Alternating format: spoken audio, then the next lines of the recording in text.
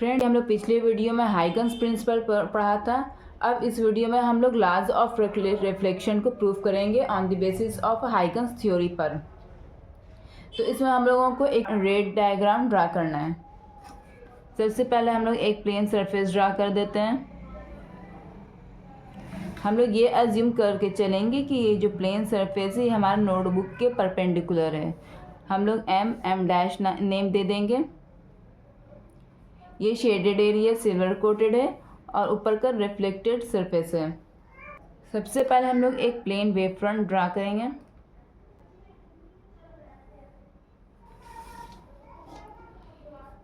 ये एक wave front हो गया। तो according to the principle of wave front, जो लाइट रेज होती है वो इसके परपेंडिकुलर होती है, तो हम इसके perpendicular to parallel light rays draw कर देंगे। ये दोनों इस वेव फ्रंट के परपेंडिकुलर है। फिर यहाँ पर हम लोग एक नॉर्मल ड्रा करेंगे। मैं पेन का यूज़ कर रही हूँ, बेहतर होगा कि आप पेंसिल से ड्रा करें। ये हमारा एंगल ऑफ इंसिडेंस हो गया। जब हम इस लाइन को आगे प्रोपागेट करेंगे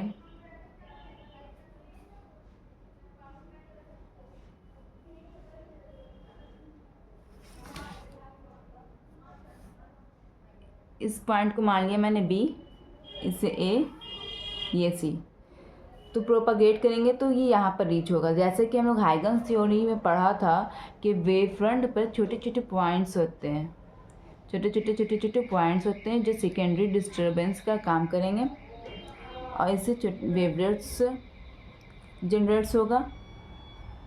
तो जब ये वेव फ्रंट आगे प्रोपागेट करेगा, जब ये प्रोपागेट करेगा तो कुछ टाइम के बाद ये पॉइंट सी जो है वो इस प्लेन सरफेस पर पॉइंट बी पर टच करेगा। तो मान लेते हैं कि स्पीड ऑफ लाइट यहाँ पर मेरी सी है। स्पीड ऑफ लाइट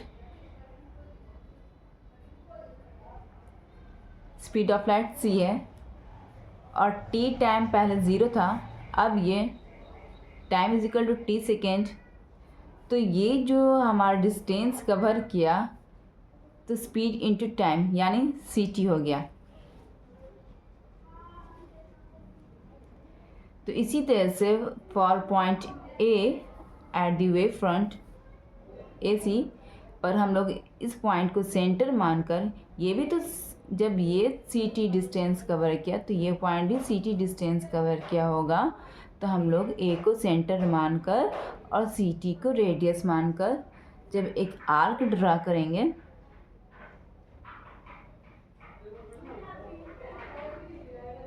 इस तरह का एक आर्क होगा।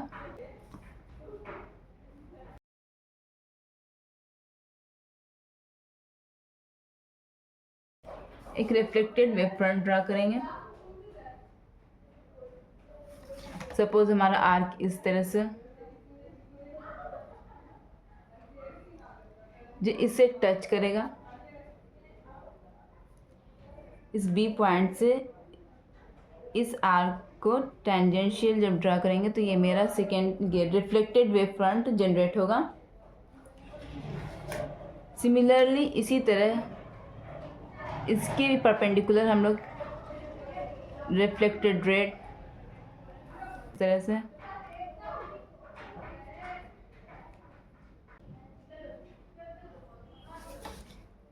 जो ये सेकेंडरी वेव फ्रंट के परपेंडिकुलर होगा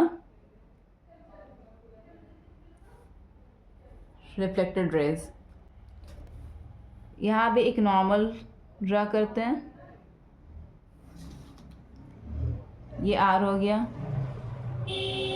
एंगल ऑफ रिफ्लेक्शन।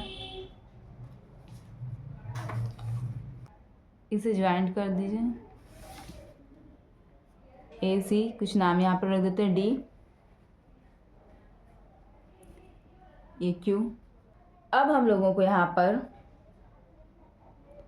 दो ट्रायंगल में हम लोगों को यहाँ पर कंसीडर करना है। तो triangle A C B and triangle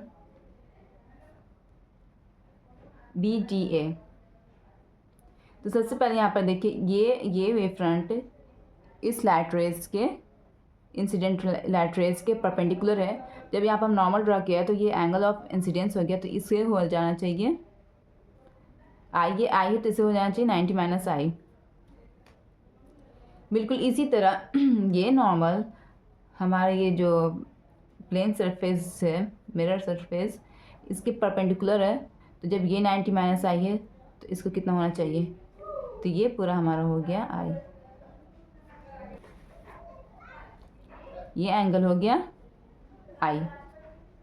बिल्कुल इसी तरह ये नॉर्मल है, यहाँ पर आर है एंगल ऑफ रिफ्लेक्शन, ये वेव फ्रंट के परपेंडिकुलर है। जब ये आर है तो ये कितना हो जाएगा 90 minus are.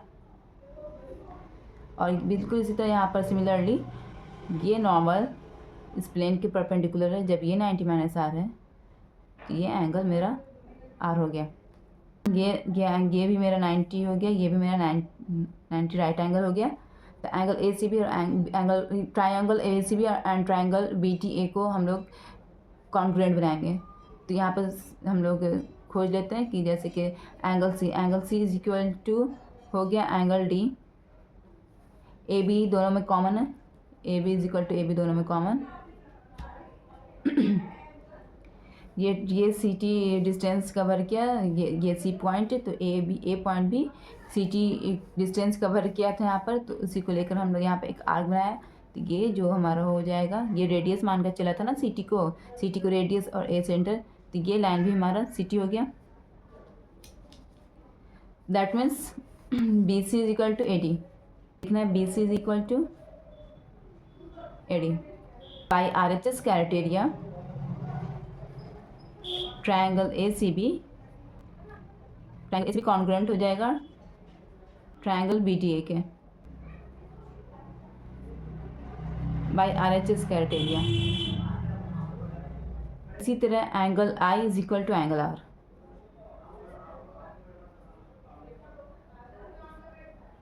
Second law of reflection ये होता है हमारा angle of incidence is equal to angle of reflection.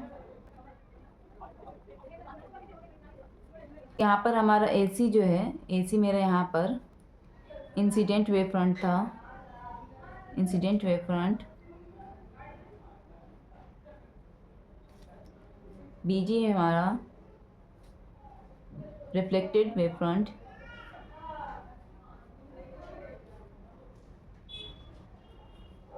MM dash plane of reflection था, इसके यहाँ पर नाम दे दीजिए P। AC perpendicular AP perpendicular है ना, ये लाइट रे से इंसिडेंट रे से परपेंडिकुलर है AC। Similarly BD perpendicular to reflected ray means BQ, BD perpendicular to BQ, इसे नाम दे दीजिए ST। तो plane of reflection MM dash perpendicular to normal ST।